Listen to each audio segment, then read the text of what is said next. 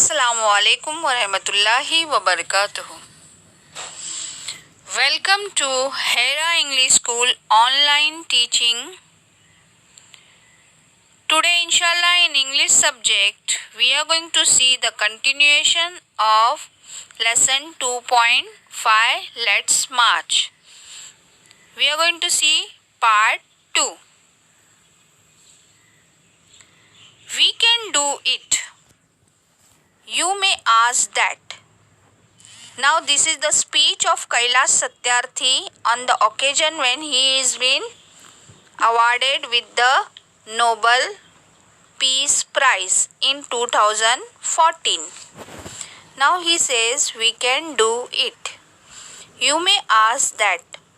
What can one person do? Now according to the people they will say what one person will do, how the change in the society can be brought by one person. I would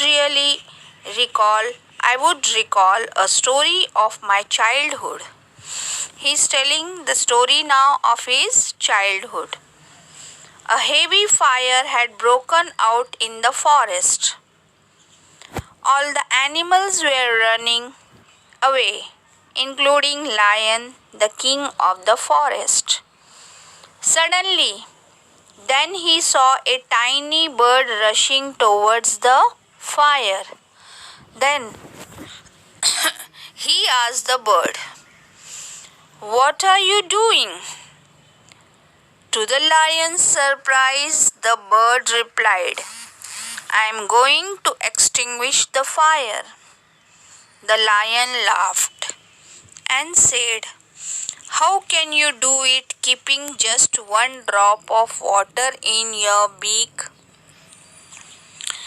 The bird was adamant. That means he was strongly firm with his decision. Strong kind of belief. Adamant means a strong belief in ourselves. And she said, "I am doing my bit." That means whatever is in my hand or whatever is still my capacity, I am doing and I am trying my best. So we should always try our best, even if we have a small contribution in the help of others. Okay? 18 years ago, millions of individuals marched across the globe and demanded a new international law for the abolition of worst form of child labor. Now, 18 years ago, people had taken out a march against the child labor. And it has happened, we did it, millions of individuals did it. Now millions of individuals were asking the government to make some laws so that the child labor is destroyed from all over the world, is eradicated. This bad system is eradicated from the society. Friends, we live in an age of rapid globalization. What do you mean by rapid globalization? All over the world, we are being connected. Modernization is taking place in many of the fields. We are connected through high-speed internet.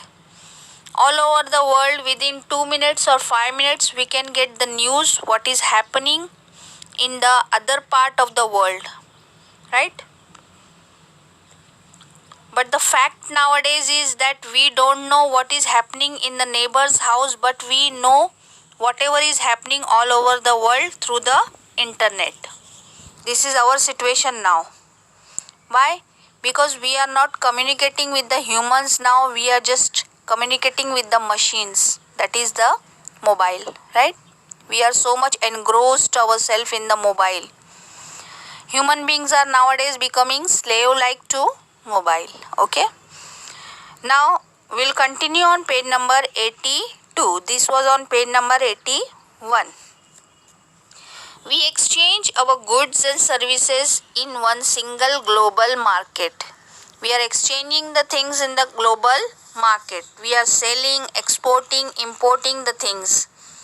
Thousands of flights every day connect us from one corner to another corner of the globe. Okay?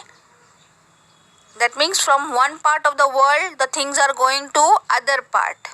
The things which we are not available or harvested in this area of the world, we import from the other countries. Okay? But there is one serious disconnect. There is a lack of compassion. See the meaning of compassion? Pity and concern for those who are suffering. We are nowadays taking that thing very lightly. Those who are suffering, those who are in difficulty, we don't have even time to say some nice words which will make them feel good and comfortable. Right? Let us inculcate. Inculcate means to develop by instructing ourselves. In our mind, in our heart, we need to inculcate this kind of feeling that we have compassion for peoples. We have understanding that how peoples are suffering from difficulties. Let us inculcate and transform these individuals' compassion into a global compassion. Let us globalize compassion. That means we should have understanding of other people's feelings. This is the humanity. We should understand if any part of the world, child or the people are suffering, we need to understand how difficult the phase they are going through. We need to, whatever a bit of help we can give, we should be able to stand up for the human beings, for their rights. Even no matter they are from any of the religion, but we need to stand against the injustice done to the human being. Even to the animals, if any injustice is done. Okay? Now, next paragraph. Mahatma Gandhi said, if we are to teach real peace in this world, we shall have to begin with the children. If we want to teach peace, if we want to teach others that they should not be fight in the further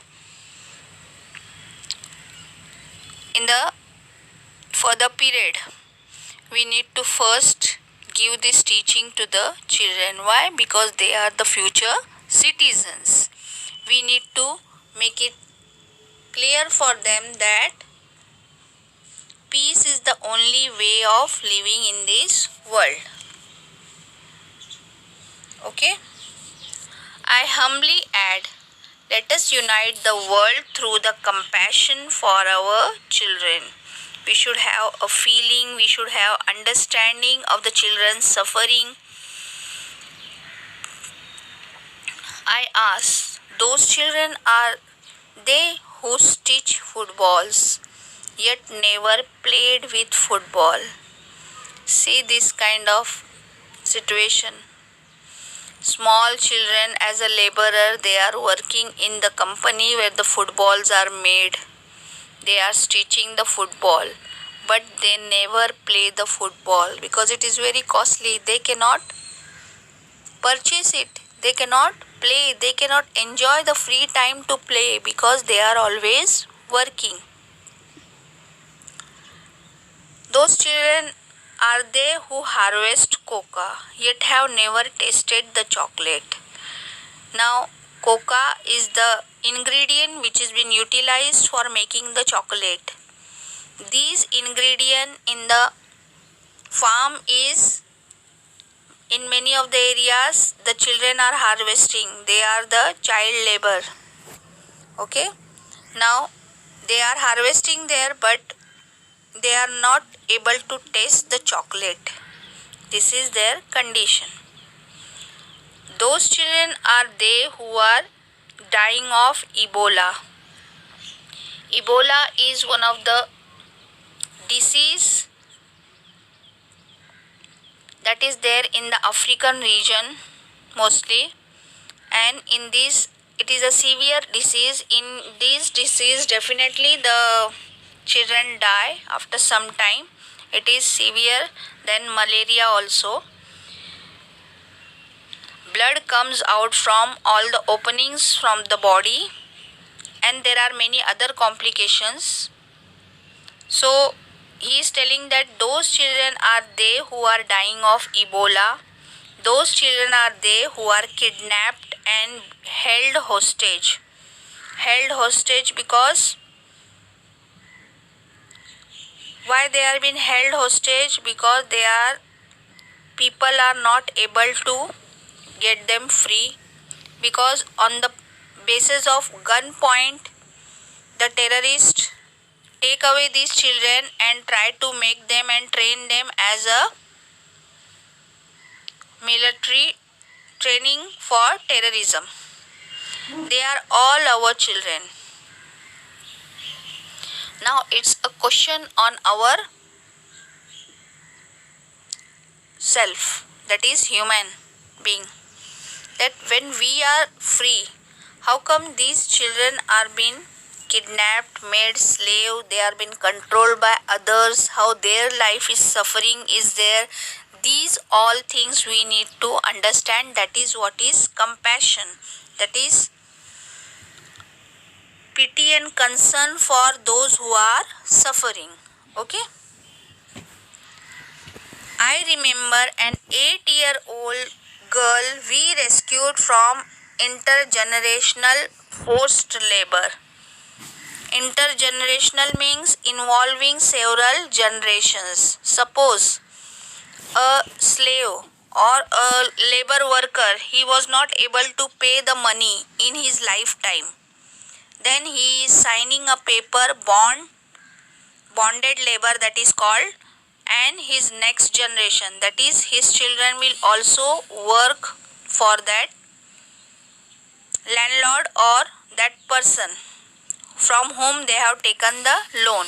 So this is called as the intergenerational forced labor. From stone quarries, where the stones are made into small pieces. When she was sitting in my car right after her rescue. Rescue means she was being saved from those people, and she was brought into some kind of area where she can live safely her life.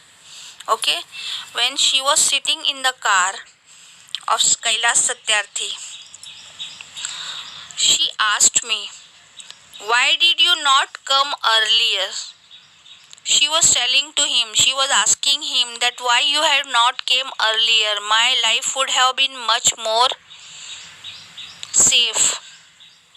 Her anger question still shakes me. That means that innocent child.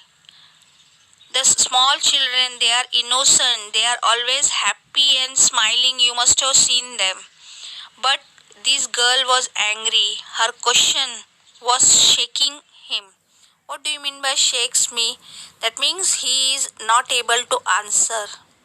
Because it's a question on humanity, that how far we are able to make our children safe. Her question, her angry question still shakes me and has the power to shake the whole world. Even when we listen to such kind of incidents and events, we also are terrified that how much wrong is done with the children, with those innocent children. They don't have any feeling for them. Her question is for all of us. What are we doing? What are we waiting for? How many girls will we allow to go without rescue? These are all questions he is telling.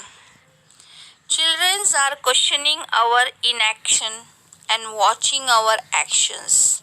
See, mostly the children learn from whatever the big people or the people in the family who are elder they are doing. So what he is asking now, children are questioning our action, what we are able to do for them. This is a big question in the society.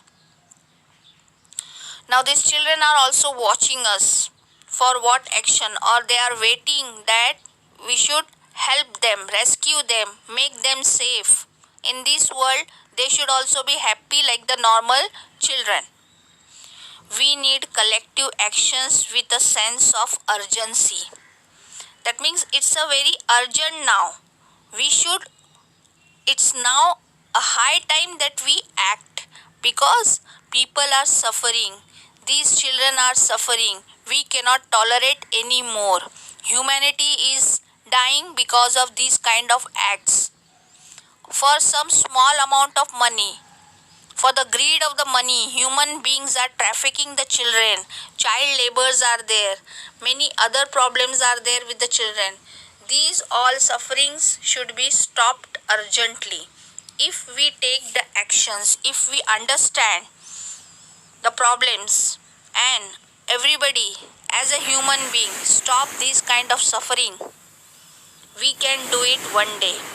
Every single minute matters. Within a minute, in thousands of areas, how many maybe the children may be suffering, we don't know that. Every single child matters. Every single childhood matters. That means the children who are going through this period of childhood and not able to enjoy that, it's a kind of a blame on every human being, that what they were doing, why they didn't help those children. Okay? Therefore, I challenge the passivity and pessimism surrounding our children. Passivity means no action being taken. Even if we are seeing the wrong and we are not telling, or in our mind we are not identifying that this is wrong, it's a very bad, the most worst kind of thing we can say. This kind of situation is the worst situation when in our front injustice is done to the people and we are not able to raise our voice, we are not able to help the suffering person. It's the worst situation. So what he is telling, passivity means no action taken. Okay? Now, every single minute matters, every single child matters, every single childhood matters. Therefore, I challenge the passivity and pessimism. Pessimism is also like not doing anything, like a helpless person surrounding our children. I challenge this culture of silence. I am challenging people. They are just enjoying their life, eating food, going for their work, not looking in the surrounding, how the children are suffering, how the people are in difficulty, not able to help the society. This is a very bad situation. Human beings have become selfish. They are looking after only themselves. They don't want to care of the society. And this culture of passivity, this culture of neutrality. Neutral means not supporting or helping the others who are suffering. So this situation has made the world a very difficult, and human being need to get aware of this, understand the problems in the society. Inshallah, we will continue next time. Jazakallah.